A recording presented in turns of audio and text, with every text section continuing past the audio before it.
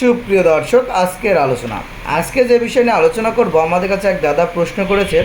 তিনি পেয়ারা গাছে প্লানোফেক্স ব্যবহার করেও তার গাছে কিন্তু ফুল চলে আসছে না। মানে তিনি গাছের ডাল কেটে, অর্থাৎ ডাল যেটা আগাগুলো ছেটার পরেও কিন্তু তার গাছে ফুল জলে আসছে না। তো তিনি তার বাগানে ভিডিওটি দিয়েছে। তো বাগানে ভিডিওটি আমরা একটু দেখে আসবো। আসসালামু আলাইকুম ভাই। এই যে আমার পেয়ারা বাগান, এই যে আমার পেয়ারাতে পিপি মারতে হবে। পিপি মারার আগেই যে এরকম ঠালগুলা শুকিয়ে যাচ্ছে।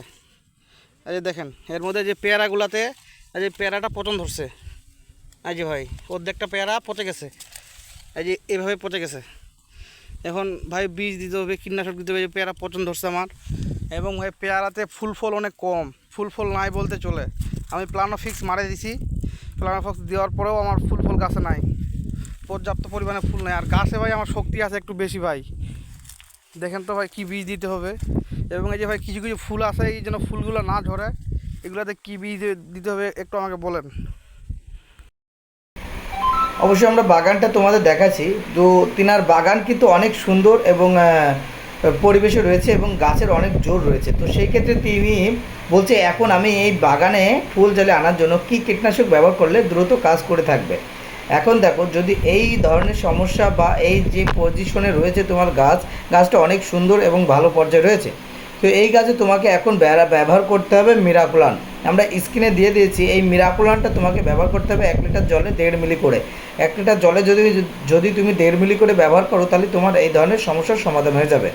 তুমি এখনই আর দেরি না করে, তুমি ডাল যেহেতু তুমি ছেড়েছিলে, আরও কিছু দরকারি ডাল ভেঙে দিবে।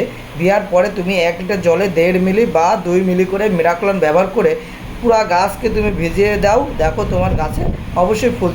একটা বিষয়, তিনি যেহেতু বলছে তার বাগানে কিন্তু কিছু ফল পচা লেগে যাচ্ছে, তো সেই ক্ষেত্রে এই গাছের ক্ষেত্রে তুমি ব্যবহার করবে ছাপ পাউডার। আমরা স্ক্রিনে দিয়ে দিয়েছি এটাও।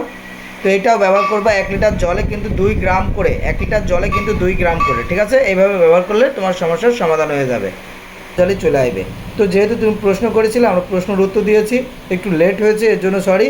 তো আবার যদি কোনো প্রশ্ন থেকে থাকে, আমাদের কাছে প্রশ্ন উত্তর দেওয়ার জন্য আমরা প্রস্তুত আছি। অবশ্যই ভিডিও সহ পাঠিয়ে দিবে। আর যারা আমাদের ইউটিউব চ্যানেলকে এখনও সাবস্ক্রাইব করেনি বা আমাদের পেজকে এখনও ফলো করেনি, অবশ্যই আমাদের পেজকে ফলো করবে। তো ধন্যবাদ, সবাই ভালো থাকবে, সুস্থ থাকবে।